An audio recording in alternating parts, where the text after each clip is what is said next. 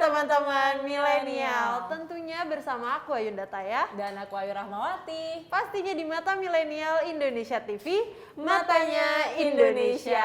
Wah, kita harus semangat banget nih Tay di episode kali ini. Karena udah kita lihat nih ya, udah meriah banget baju kita merah putih, di belakang juga ornamennya ya udah oke banget. Udah seru banget dan aku yakin nih teman-teman semua pasti udah tahu kalau misalkan kita saatnya kayak gini kita mau bahas apa. Kita akan membahas Hari Kemerdekaan Indonesia sekaligus juga mengucapkan Dirgahayu Indonesia yang ke-76. Betul banget, tapi sebenarnya kurang kerupuk sih Kak. Bener. Karena biasanya digantung-gantung gitu ya, di atas itu ada kerupuk. Kalau keinget 17 Agustus tuh selalu keinget lomba-lombanya. Bener. Sayang banget kita masih harus online ya tahun ini, jadi nggak bisa merayakan kayak gitu. Iya, ini sedih banget ya karena kalau misalkan kita lihat 2 tahun ke belakang ini 17 Agustusnya mungkin harus beradaptasi dengan cara yang baru karena biasanya kalau kita upacara di sekolah atau kita mungkin lombanya juga secara fisik. Sekarang lomba-lombanya itu diadain secara virtual. Dan kalau misalnya ngomong-ngomong 17 Agustus juga Tay, ini aku tuh kayak memorable banget karena pada tahun 2011 tuh aku pernah jadi salah satu bagian dari Paskibraka yang mengibarkan bendera pusaka. Jadi kayak aku selalu excited dan selalu mengingat-ingat masa itu ketika menjelang 17 Agustus. Betul banget, karena kita sebagai generasi muda, generasi penerus yang bisa kita lakukan hanya mempertahankan kemerdekaan dengan berbagai cara ya. Salah satunya dengan memperingati 17 Agustus, mempelajari sejarahnya juga, dan masih banyak lagi yang bisa kita lakukan. Bener banget. Nah mungkin ini sedikit kalau misalkan menyinggung masalah sejarah 17 Agustus, pastinya ini juga bisa sampai ke hari kemerdekaan di tanggal 17 Agustus 1945 ini nggak mudah nih, dan pasti kita harus berterima kasih banget kepada para pahlawan terdahulu kita yang sudah menumpahkan keringat bahkan darahnya untuk kita semua. Dan juga sebenarnya kalau misalkan kita lihat sebelum hari proklamasi itu banyak banget peristiwa-peristiwa penting yang terjadi nih, di antaranya teman milenial adalah ketika Jepang itu mengalah atau kalah terhadap sekutu ketika Hiroshima dan Nagasaki dibom, yaitu pada tanggal 6 Agustus dan juga 9 Agustus 1945. Betul banget, mungkin materi seperti itu udah dipelajari di sekolah ya, tapi kan perlu kita remind kembali supaya kita tuh ingat kenapa kita harus bangga dan meneruskan perjuangan mereka. Karena nggak kebayang banget kalau kita masih di era itu, masih harus bertempur, tumpah darah di mana-mana, kan pasti mengerikan banget. Jangan sampai kita dijajah lagi ya, jangan sampai. Makanya sekarang kita mereview kembali ya, mempelajari kembali sejarah dari kemerdekaan dan juga tokoh-tokoh di balik proklamasi mungkin Kak. Wah, seru banget nih. Dan kalau kita ngebahas tokoh di balik proklamasi, kita harus memulai dengan Bapak Proklamatornya itu sendiri. Betul. Itu Bapak Presiden pertama, Bapak Insinyur Soekarno. Dan Bapak Insinyur Soekarno ini kan terkenal sekali dengan nasionalismenya yang tinggi kan Kak. Jadi bagi kalian yang penasaran nih sejarahnya gimana sih menumbuhkan nasionalisme tersebut, itu berawal ketika beliau bersekolah di Hogere Burger School atau yang disingkat dengan HBS, tepatnya di Surabaya. Beliau bersekolah di tempat tersebut dan menumbuhkan rasa nasionalismenya dan makin berkembang setelah bertemu dengan seorang tokoh dari Serikat Islam yaitu Bapak Hoscokro Aminoto. Kemudian di sekolah tersebut beliau juga mempelajari konsep pemikiran-pemikiran baru kayak pemikiran Islam ataupun pemikiran dari sudut pandang Islam, dan dari situ pula makin berkembang juga rasa nasionalisme dia. Kemudian di tahun 1926 Bapak Soekarno ini mendirikan Algemene Studi Club di Bandung yang merupakan cikal bakal dari Partai Nasional Indonesia atau yang disingkat dengan PNI. Tetapi akibat aktivitas beliau di PNI, pihak Belanda menangkapnya pada tanggal 29 Desember tahun 1929 dan beliau dipenjara di Sukamiskin, Bandung. Kemudian di tahun 1993 beliau kembali ditangkap oleh pihak Belanda dan diasingkan ke ND Flores setelah bergabung dengan Partindo atau Partai Indonesia.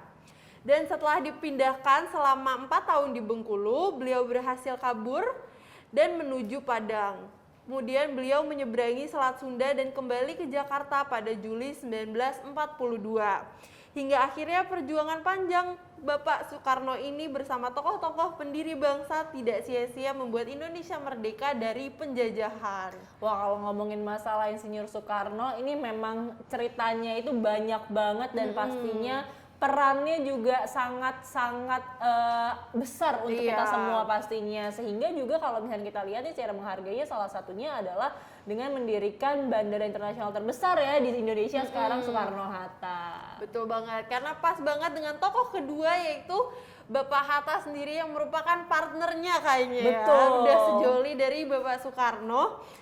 Bapak Muhammad Hatta atau yang dikenal dengan Bung Hatta merupakan salah satu pemikir hebat Indonesia. Selain beliau juga dikenal sebagai Bapak Proklamator, Bapak Hatta ini juga memiliki julukan-julukan yang lain seperti Bapak Koperasi, Bapak Kedaulatan Rakyat, Bapak Perumahan Nasional, dan Bapak Hak Asasi Manusia. Dilansir dari Kementerian Pendidikan dan Kebudayaan Republik Indonesia, beliau tinggal dan sekolah di Belanda selama 11 tahun. Beliau juga aktif bergabung dalam organisasi pergerakan dan tergabung dalam Perhimpunan Indonesia.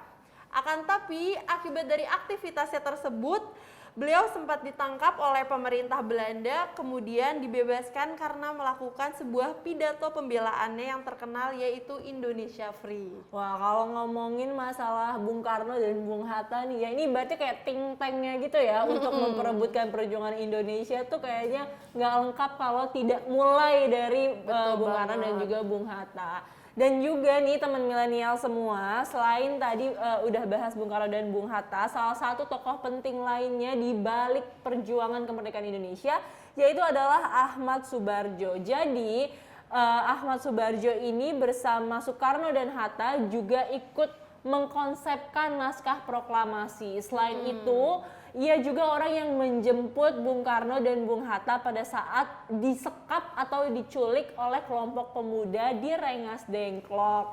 Karena waktu itu ada perbedaan pendapat antara kelompok tua dan juga kelompok muda. Nggak cuma jemput aja, tapi juga ini Pak Ahmad Subarjo ini juga turut untuk berunding dan berdiskusi bersama dengan golongan muda supaya ini bisa ketemu jalan keluarnya nih di antara perbedaan pendapat itu, nanti musyawarah mufakatnya seperti apa.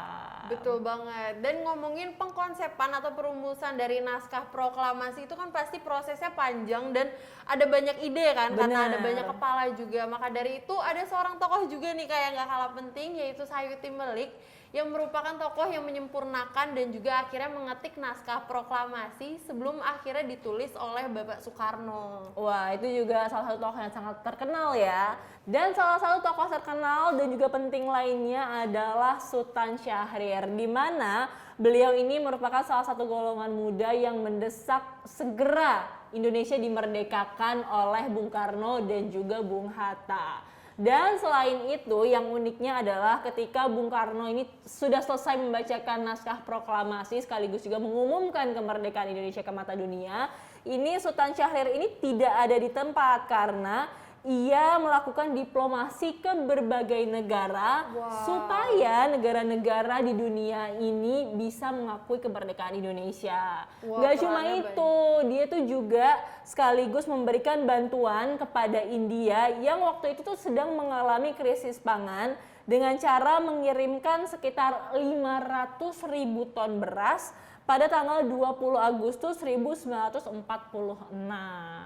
Wah, perannya banyak banget ya Kak. Berarti nggak cuma ketika proklamasi aja, tapi juga setelah proklamasi pun perannya juga nggak kalah penting. Dan diplomatik banget nih ya antar negara gitu perannya dia. Nah, selain itu juga ada Ibu Fatmawati sekaligus juga istri dari Bapak Soekarno yang menjahit bendera pusaka merah putih untuk dikibarkan pada saat upacara kemerdekaan 17 Agustus 1945.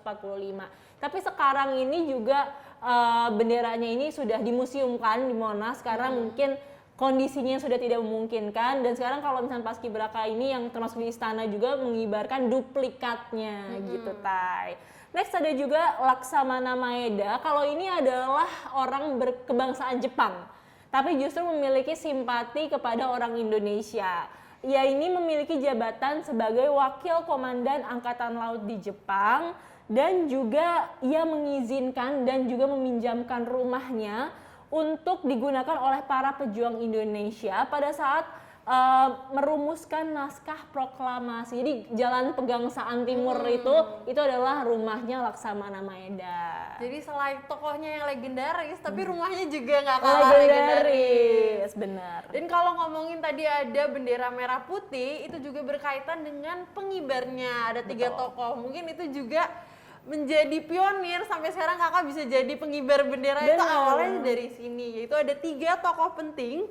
Yang pertama adalah Latif Hendradiningrat yang merupakan seorang pejuang yang bergabung dalam pembela tanah air atau yang biasa disingkat dengan PETA. Tidak hanya itu, beliau juga berperan dalam proklamasi kemerdekaan Indonesia dengan menaikkan bendera Indonesia saat upacara 17 Agustus tahun 1945. Kemudian ada juga Suhut Sastrokusumo yang merupakan anggota barisan pelopor bentukan Jepang yang pada peristiwa kemerdekaan Indonesia juga menjadi salah satu pengibar bendera, di mana beliau bertugas membentangkan bendera yang kemudian ditarik oleh Bapak Latif. Dan yang ketiga ada Surastri Karma Trimurti yang merupakan salah satu perempuan yang bertugas dalam mengibarkan bendera saat proklamasi kemerdekaan Indonesia. Nah, ini adalah 3 orang yang pertanyaannya selalu ditanya ketika kalian ikutan paskibra gitu ya. Jadi kayak sebutkan 3 orang ini tuh pernah diulang-ulang. Berarti udah di luar kepala ya kalau Iya, soalnya kalau nggak bisa disuruh push up.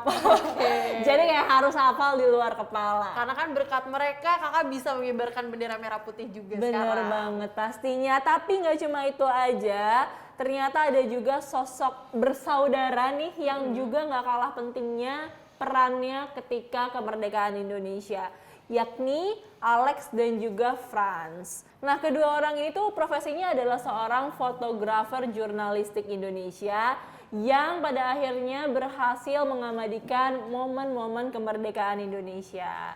Dan foto yang mereka ambil ini kenapa sangat bersejarah? Karena menjadi satu-satunya foto yang diterbitkan dari acara bersejarah Indonesia. Dan setelah proklamasi selesai, Alex dan Franz ini mendirikan Indonesia Press Photo Service yang bertujuan untuk menyediakan foto-foto bagi kantor berita baik yang lokal maupun yang asing untuk memperlihatkan bagaimana sih sebenarnya perjuangan orang Indonesia pada saat merebut kemerdekaannya.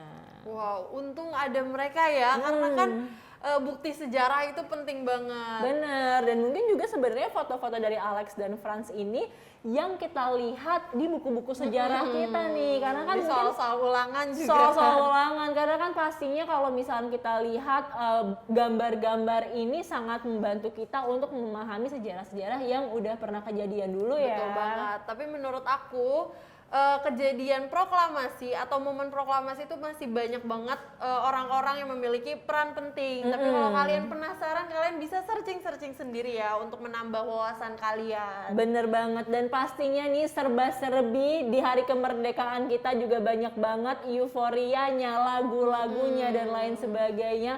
Itu tradisinya tuh kayaknya nggak habis-habis dan beda-beda di seluruh penjuru Indonesia ya, Tay. Bener banget, jadi bagi kalian yang hafal lagu-lagu nasional dan pengen nostalgia lagi, pengen nyanyiin lagi, jangan kemana-mana, tetap di Items. Informasi ke teman-teman milenial. Proklamasi. Kami, bangsa Indonesia, dengan ini menyatakan kemerdekaan Indonesia. Hal-hal yang mengenai pemindahan kekuasaan dan lain-lain diselenggarakan dengan cara saksama dan dalam tempo yang sesingkat-singkatnya. Jakarta, 17 Agustus 1945, atas nama bangsa Indonesia, Soekarno, Hatta.